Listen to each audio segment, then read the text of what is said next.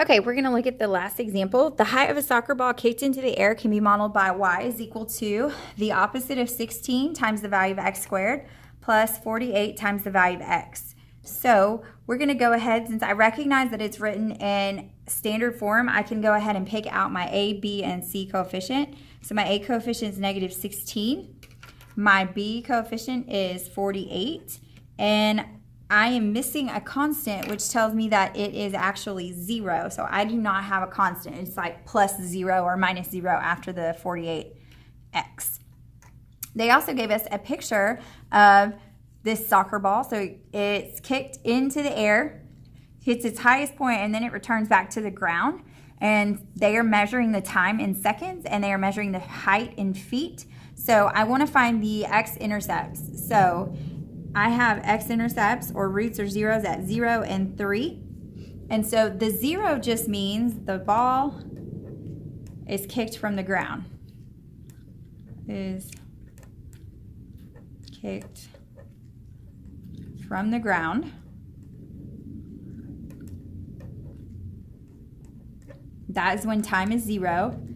And returns to the ground. How long did it take it to go up and come back down? In 3 seconds. Because it went up, it came back down, and it took a total time of 3 seconds for it to go up and down. So 3 seconds. Okay, so now I've interpreted it. So when it says kicked from the ground, that's telling you that it was starting at the ground. That's when time started, and then it went in the air. Okay, the y-intercept. So that ordered pair is going to be 0, comma, and where did it start off on the y-axis? It started off at 0. And then just say the soccer ball is kicked from the ground.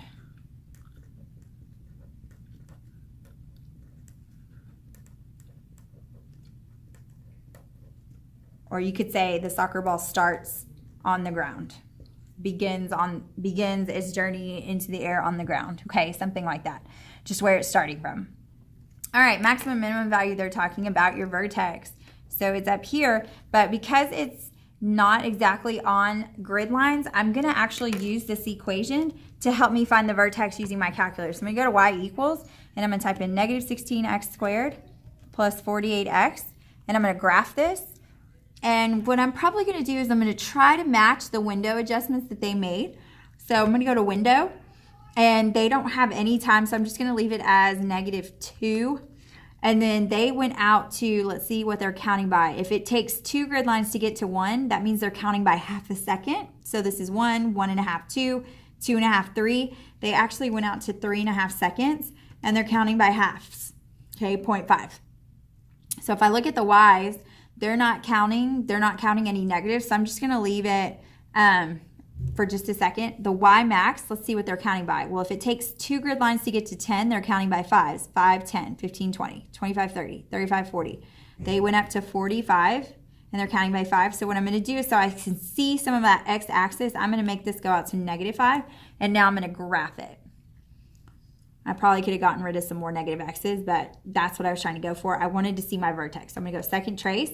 And then I want to try to find my vertex point. And because it is a maximum, because my parabola opens down, I want to pick option 4. And so now I'm going to move my cursor to where I think that vertex point is. And now I'm going to go left and lock in. And now I'm going to go to the right, and I'm going to lock in, because I want my vertex point in between where I lock in on the left and where I lock in on the right. So now I'm going to hit enter to guess, and it tells me that my vertex point is at, I'm going to put that as 1.5, comma 36. So now I get more of an exact answer for my vertex, which I can go ahead and put down here at 1.5, comma 36. Okay, and now that is a maximum value, and the highest value is the y, okay, so 36. And then here's what that maximum value means. It means at 1.5 seconds, the soccer ball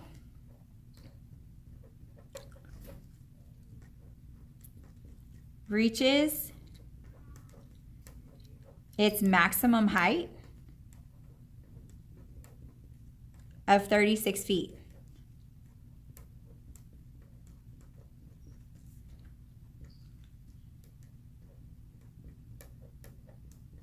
Okay, so that's what that vertex means. It means it takes the ball 1.5 seconds to get to its highest height, its maximum height, which is measured at 36 feet. Okay, so that's interpreting, kind of using your minimum maximum value and your vertex point and converting, interpreting all that information together. Now I need to find the axis of symmetry, which I can use my B and my A coefficients. So remember, it is an x equals, so we're going to go ahead and do this. My opposite of B is negative 48, all divided by 2A, and my A coefficient is negative 16. All right, so I'm going to use my calculator to get that.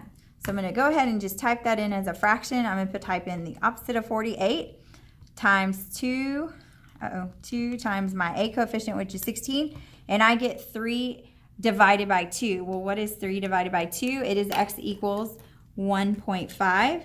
And I need to do a check because remember, this is also the x coordinate of my vertex, and I want to make sure they match, and they do. So I know I'm on the right track with my axis of symmetry and my vertex. The x value of my vertex are lining up, which makes me think that my math is correct. And just don't forget, your axis of symmetry is a vertical line. It's a Vux line. So it's going to be an x equals the equation.